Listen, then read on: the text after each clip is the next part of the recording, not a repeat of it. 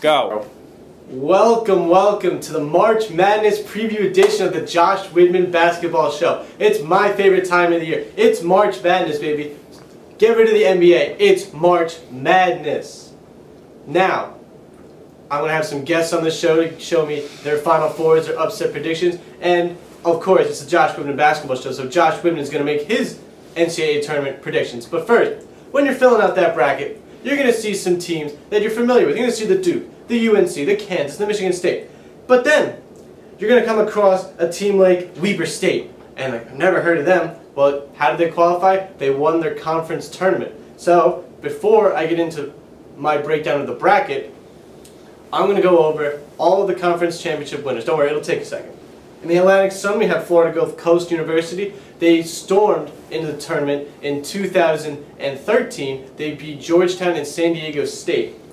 In the American East, we have Stony Brook making their first ever NCAA tournament appearance behind the help of assistant coach and Scotch Plains Fanwood alumni, Brian Dewar.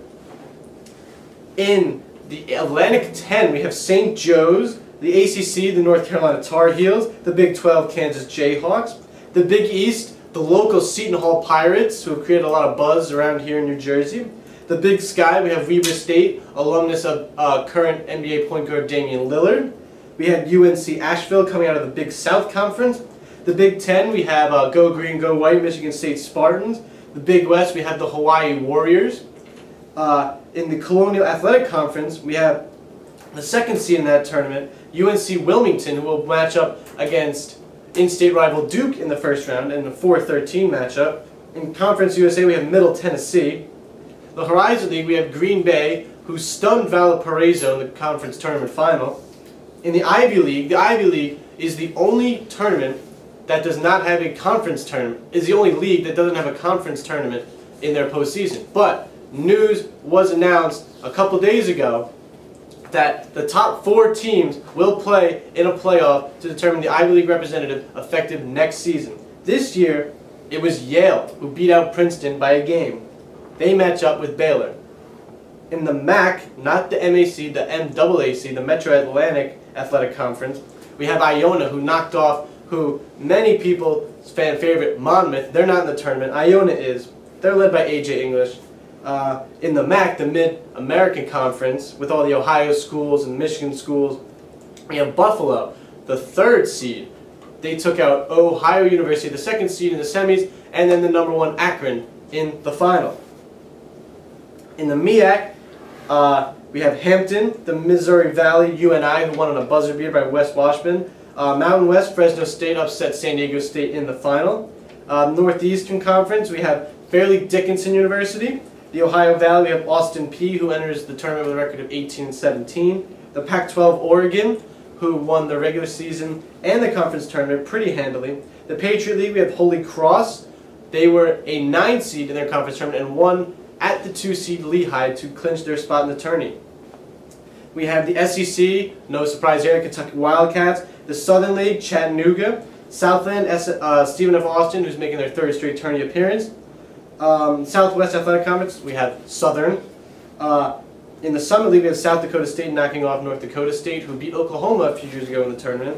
In the Sun Belt Conference, we have Little Rock, Arkansas. Now, I would have picked Little Rock, Arkansas. They had the 2nd best winning percentage in D1 behind the #1 overall seed in the tournament, Kansas Jayhawks. I would have picked them to upset a team perhaps, but they are going against Purdue, and Purdue just has too much size for them. In the West Coast Conference, Gonzaga makes yet another, I don't know how many in a row it is, but it's a lot of tournaments in a row now. In the Western Athletic Conference, we have Cal State Bakersfield. Now, it used to be a field of 64, but since 2011, there's been a few extra games, and they call it the first 4. It's like the last 4 in play. So, I'm going to pick those first 4 games right now. We have the first one, Michigan, who got in probably after they beat Indiana in the Big Ten tournament. They were the #1 seed, Indiana was. Against Tulsa, who to many was a shock to get in. I'm picking Michigan. I don't think it's going to be close. I think Michigan will handle them easily. Vanderbilt versus Wichita. Wichita State. Wichita State has some impressive tournament history. I think Wichita State has too much defense for Vanderbilt. Vanderbilt has a lot of talent, but Wichita State plays angry, and I like them come tournament time. And those are the 11 versus 11 seed matchups. We now go to the 16-16. We go to Florida Gulf Coast and Fairleigh Dickinson. Florida Gulf Coast, too much firepower for FDU. And then Holy Cross versus Southern. I'm taking Holy Cross. They're on a hot streak. They run a similar 1-3-1 defense press thing that Xavier does, and had success for them. So now, my major upsets, I have Yale, the 12, beating Baylor, the 5. I have some 7-10s. I don't really want to consider them upsets, but I'll throw them at you anyways. The 10 Syracuse over Dayton. Dayton's overrated in my book. The 10-seeded Temple over Iowa. Iowa limping into the tournament. Temple, I really like what Temple does. Shout out Zach Gelb.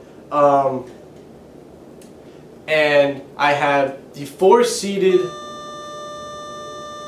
Then I have the. I have the 4-seeded Iowa State losing to Iona. Iona will beat Iowa State in the first round, and Iowa State will lose in the first round for the second consecutive year. My final 4, those are pretty much my major upsets. I have Kentucky beating the #1 seed UNC in the Sweet 16. My final 4, Kansas, Oregon, Kentucky, and Michigan State with a Kansas-Kentucky final. They met earlier in the year. Kansas beat them at Phog Allen Fieldhouse in Lawrence, and I see the same thing happening. I see Kansas getting Kentucky 62-55, the final, with Wayne Selden, the most outstanding player in the Final 4. Next is Zach Signet. Zach is usually a soccer guy. He's going to take a stab at March Madness. Who we got in the Final 4? Final 4, Kansas, Texas A&M, North Carolina, Michigan State. And all 4 are smart picks. Who do you got winning it all? Winning it all, Michigan State. You know, they're going to beat Kansas 58-55. That's what I have as my score. Makes sense. It's a popular pick. And any big upsets or any like low seeds making a deep run, do you think? Big upsets. Well, I have Duke, actually, getting to the Elite 8. Okay. That's, I mean, let's see what else. West Virginia. Okay. Not really an upset, but okay. Have them going pretty far. Yeah, I think Iowa State's going to get to the Elite 8 against Michigan State. All right, so you think they're going to bounce back from last year? Yeah. You know, that's about it. All right. Thanks, Zach. My next guest is Brett Marison. Brett, how you doing? Good. How about you, Josh? I'm doing good, thank you. Who's in the Final 4? Final 4. I got Miami, UNC, Oklahoma, and Michigan State. Makes sense. You got 2 2s, a 3, and a 1. And who you got winning it all? I have Michigan State winning it all by a final score of 77-70 against Oklahoma.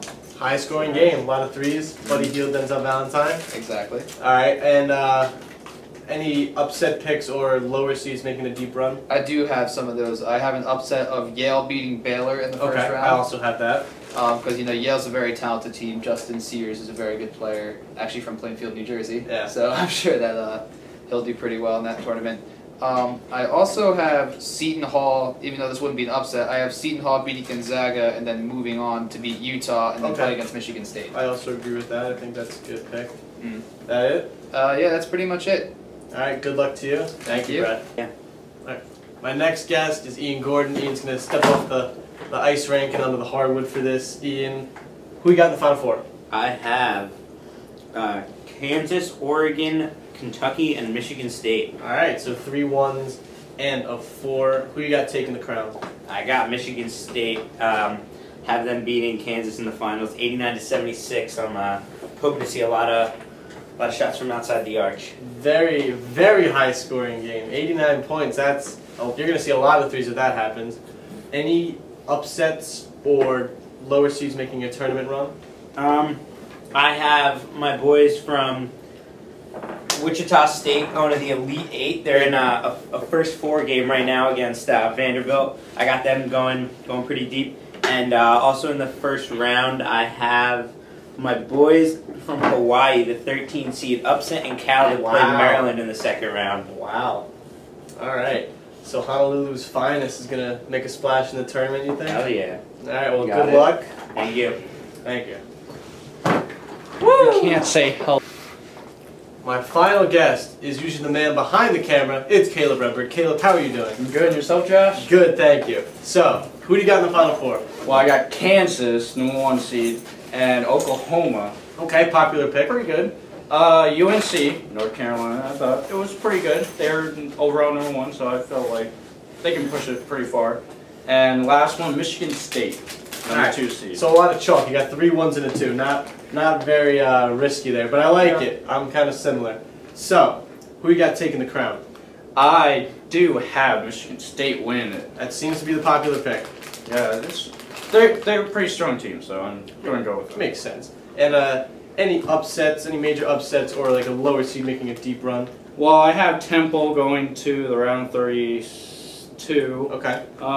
Texas, I have them going to the Sweet 16. Okay.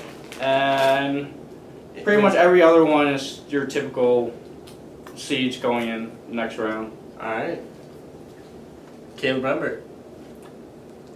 That was gay. Yeah. That is it for the Josh Widman March Madness preview show. We'll check in either midway through the tournament or after to have the winner of the Raider News Bracket Challenge on here with me. Good luck, everybody. Hope you win some free pizza, and we're out.